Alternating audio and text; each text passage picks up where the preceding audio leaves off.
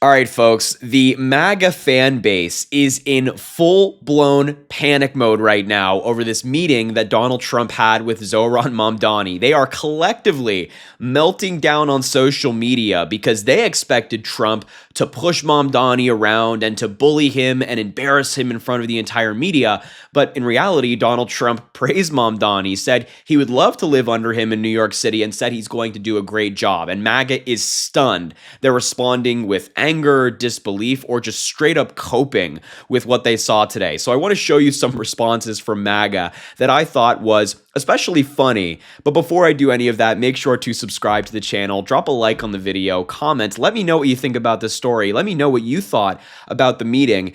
And first and foremost, let's just start here with what Donald Trump posted moments ago following their meeting, the meeting they had in the Oval Office. Trump posted a photo of him and Mamdani, and he said, "It was a great honor meeting Zohran Mamdani, the new mayor of New York City." Posting this photo of them together behind the Resolute desk. He also included other photos of them in the White House. Here is both of them in front of a portrait of FDR.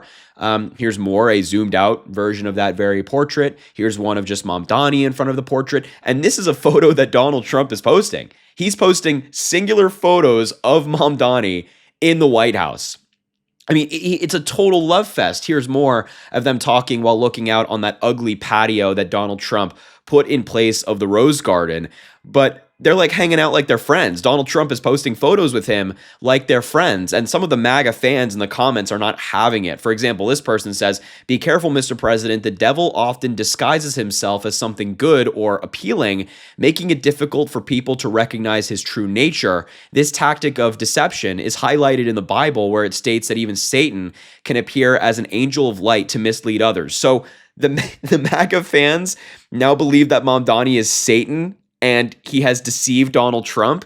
They are out of their minds. They have no idea how to respond to this meeting today. Here's another one right here from Red Granny 1, who's another fan of Donald Trump on Truth Social, saying, "A great honor meeting a lying piece of blank communist for real." So you can see that the MAGA fan base is taking two different approaches, either straight up anger, saying like, "What's wrong with you?" or just coping by saying, "Well, it's the devil, you got deceived, be careful," kind of things like that. And that's what you're also seeing on an individual basis, not in the comments of Trump, but on an individual basis among the MAGA fans on social media across the board. Cam Higbee, who is a MAGA journalist, just out of his mind, said, "Initially, I thought that Trump was capitulating to Mamdani. I think in reality, he's leaving Mamdani with nobody to blame but himself when he fails." This post already has 65,000 views.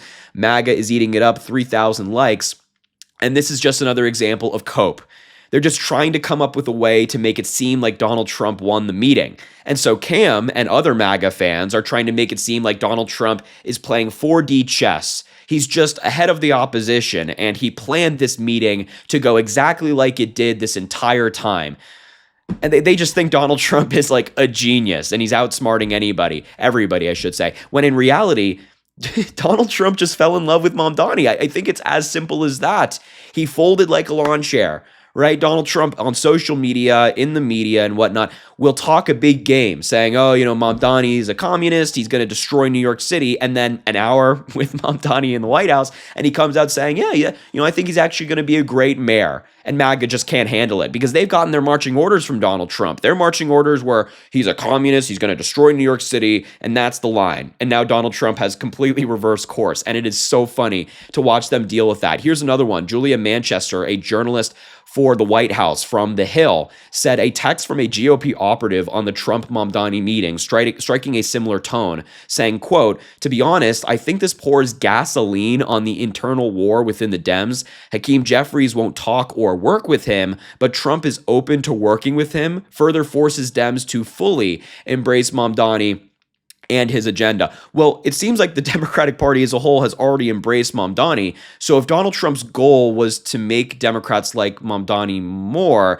then that's a pretty dumb goal. I think this is cope again. I think this GOP operative is once again trying to frame this meeting as a win for Donald Trump when it absolutely was not. He just humiliated himself the entire time. He showed the entire country once again that he has no principle, and the big talk he does on social media is largely fake. It's largely fake. Think about it. This is not the first time that this has happened with Donald Trump. When it comes to meeting with Mamdani, he praises him. When Donald Trump met with Joe Biden as president-elect in the Oval Office, he was praising Joe Biden. When Donald Trump met with Obama in 2017, I should say, before he took office, he praised Obama as well. He folds like a lawn chair, and MAGA still can't see that. Here's another one I wanted to talk about. Donald Trump was asked by a reporter if Elise Stefanik, the woman running to be the Republican nominee for governor of New York, she is called Mamdani a jihadist and all these other really gross names. But she said, this reporter asked Trump, Stefanik has campaigned on calling Mamdani a jihadist. Do you think you're standing next to one? And he said, no. Just straight up no. And Elise Stefanik responded by disagreeing with Donald Trump. She said, we all want NYC to succeed, but we'll have to agree to disagree on this one. If he walks like a jihadist, talks like one, campaigns like one, supports one, he's a jihadist, and he's Kathy Hochul's jihadist. So she's just throwing around this word like it's nothing. But Donald Trump just completely contradicted her. And this is what you get when you're loyal to Trump. She has been as loyal as it comes to Donald Trump for many, many, many years now. And then he nominated her for the UN, then withdrew her nomination. Now she's running for governor of New York, and Donald Trump has already undermined her key campaign talking point. Just you can never trust Trump. No matter how loyal they want to be to Trump, you can never trust him to have your back, and he never will.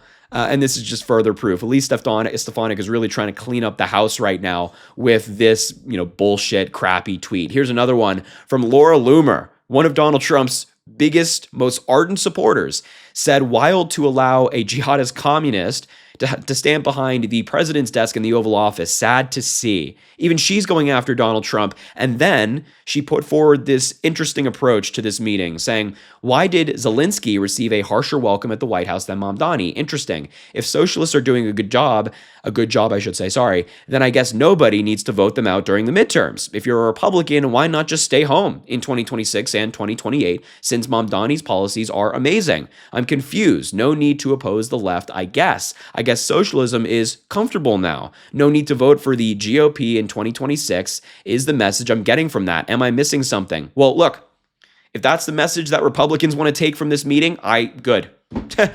Don't go out and vote for your guys. Don't go out and vote for Republican candidates in the midterms. Don't do it in 2028. Just don't do it in any election. That's perfectly fine by me.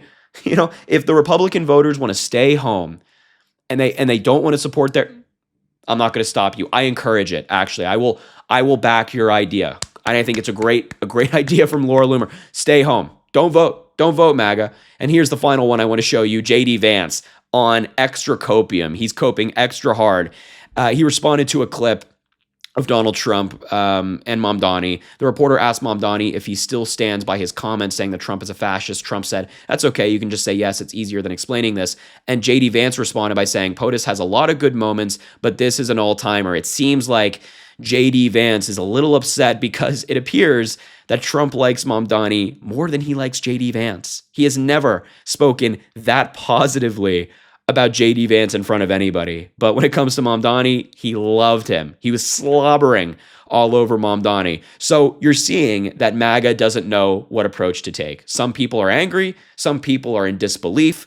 It is just a remarkable sight to see. And I've had a really fun time today watching it all go down. And so I just had to bring you this story. It was too good to ignore. So look, I will leave the video there. Thank you so much for watching. Make sure to subscribe down below. Drop a like on the video, comment. Let me know what you think about this story. Of course, I'm always excited to hear from you folks.